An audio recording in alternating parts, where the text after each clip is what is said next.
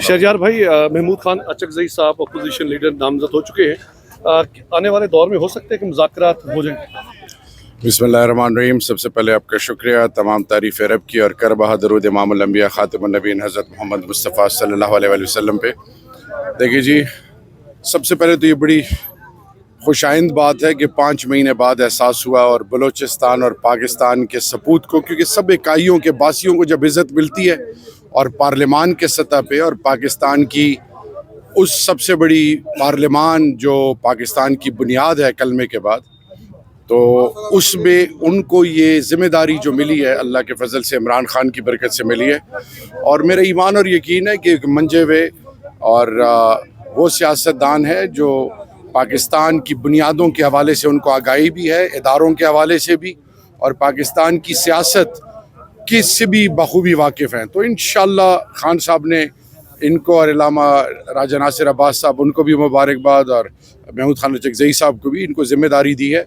तो इंशाअल्लाह जो भी होगा वो पाकिस्तान के लिए बेहतर होगा। लेकिन एक बात है कि इनकी मुलाकात खान साहब से मुसलसल हो, ताकि खान साहब पिक्चर में हो और जो भी लाए अमल हो और जो भी मुस्तकबिल के हवाले से फ़ैसले हों उसमें यकसुई हो और वो चीज़ हो जिससे खैर हो। और पाकिस्तान में जो इस वक्त इज़्तिराब है, जो एक तरफ ख़ित्ते के हालात, हिंदुस्तान फिर अफ़गानिस्तान की तरफ से मुल्क के अंदर महंगाई, और ये जो अजीब व गरीब किस्म की फ़िज़ा कायम कर दी गई है जहाँ पे चादर और चारदीवारी को पामाल किया जा रहा है, बुनियादी हकूक़ सलब हैं, और फिर सूबे इकाइयाँ अपनी ज़रूरियात के हवाले से परेशान हैं।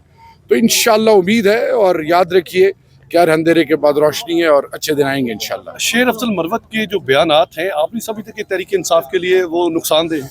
देखिए जी, मैं शेर अफजल साहब के एक दफ़ा फिर मैं ये बात दोहराऊँगा, ये बड़ी बदनीयती होगी। उन्होंने मेरे लिए, जब मैं अंदर था, मेरे बच्चों के लिए, मेरे घर के लिए, उनकी बड़ी कुर्बानी है।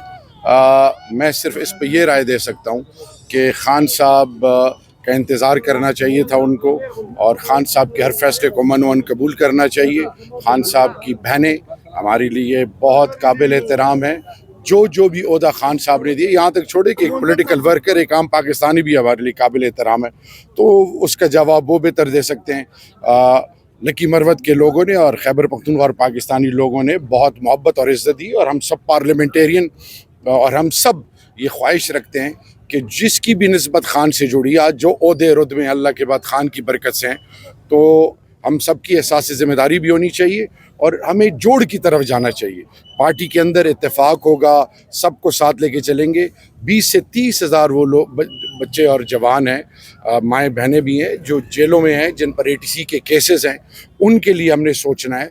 फिर सबसे बड़ी बात ये कि वो जो शहीद हो गए हैं, वो जो ज़ख्मी हुए हैं, फिर पाकिस्तानी कौम के हमसे बहुत तवक्कुआत हैं। तो मैं सिर्फ आपको ये कहना चाहूँगा, और फिर ओवरसीज़ पाकिस्तानी के भी बड़े तवक्कुआत हैं।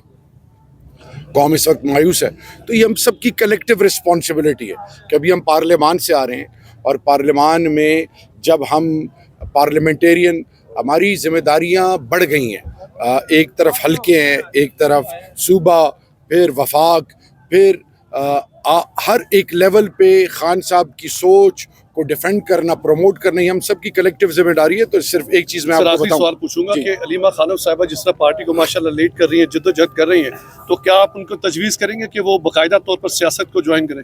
देखिए जी, अलीमा आपा हों, उज़मा आपा हों, और ख़ान साहब की घर का कोई फ़र्द हो, हमारे लिए काबिल एहतराम है। और तो छोड़ें, मियाँ वाली का जो बासी है, मेरा फ़ख्र है, मेरा गरूर है कि शहर मियाँ वाली ने जो इस कौम को एक और पूरे मुल्क को एक ऐसा, बल्कि उम्मत को एक ऐसा सपूत दिया जिस पर पूरी उम्मत फ़ख्र करती है।